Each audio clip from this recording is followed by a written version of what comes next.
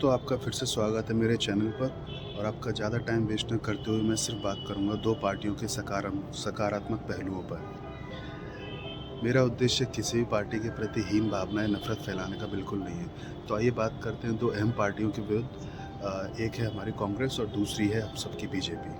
अगर कांग्रेस की जाए तो उन्होंने दो भारत जोड़ो यात्राएं की और जन जन की आवाज़ सुन के उनका समाधान करने के लिए उन्होंने अपना घोषणा पत्र जारी किया है, जिसमें सभी समस्याओं का हल करने के लिए इन्होंने जनता को आश्वासन दिया है। दूसरा, इन्होंने नारी सशक्तिकरण के लिए 1 लाख रुपए सालाना हर नारी के अकाउंट में भेजने का वादा किया है, जो कि इनकी तरफ से देखा जाए तो एक तरीके से नारी सशक्तिकरण कहलाएगा। तीसरा, इन्होंने न्यूनतम जो पेमेंट है लेबर क्लास का वो 400 रुपये किया है, जिसमें मनरेगा भी शामिल है। सरकारी नौकरियों की बात करें तो इन्होंने 30 लाख नई नौकरियां देने का आश्वासन दिया है, जो कि युवाओं की बेरोजगारी की समस्या का समाधान करने का एक निश्चिंत नया फॉर्मूला है इनके हिसाब से। जातीय जनगणना का भी इन्होंने आश्वासन दिया है, जिसके तहत ये जाति के हिसाब से आगे चल के आरक्षण प्रदान कर सकें। एमएसपी की गारंटी लागू करने के लिए उन्होंने स्वामीनाथन फार्मूले का आश्वासन दिया है। उस फार्मूले के तहत ये एमएसपी लागू करेंगे।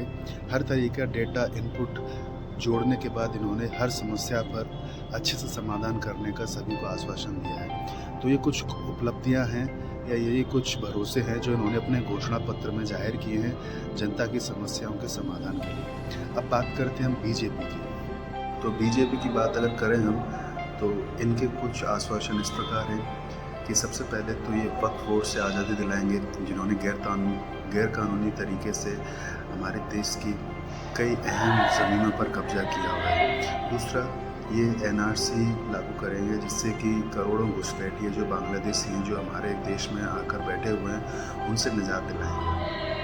तीसरा, ये एक तरीके का अल्पसंख्यक मंत्रालय है, जिसमें करीब करीब 600 की गिनती के पास आते हैं, उनको ख़त्म करने का प्रयास करेंगे। मदरसों पर एक तरीके से बैन लगाया जाएगा और पूरे देश में एकल शिक्षा अधिकार लागू किया जाएगा, ताकि अनुचित गतिविधियों को एक तरीके से पूर्ण विराम मिल सके। मंदिर अधिनियम एक्ट को ख़त्म किया जाएगा, जिसके अनुसार जितने भी मंदिर जो कि मस्जिद में कन्वर्ट किए गए उनको वापस डेवलप किया जाए एक मंदिर की फॉर्म में।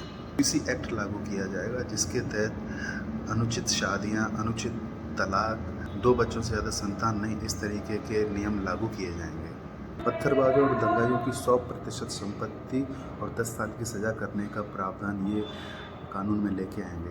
तो इन सभी को पूरा करने के लिए बीजेपी को लोकसभा के अंदर अपनी 407 सीटों का बहुमत चाहिए।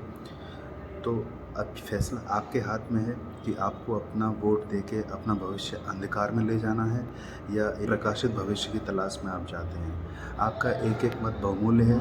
कृपया अपना वोट देके आएँ। जो भी आपके पार्टी का इंटरेस्ट हो, चाहे वो कांग्रेस हो या बीजेपी हो, अपने वोट को किसी भी तरीके से वेस्ट न करें और कल अपना मतदान जरूर डालें। यही मेरी आपसे गुजारिश है और बहुत धन्यवाद।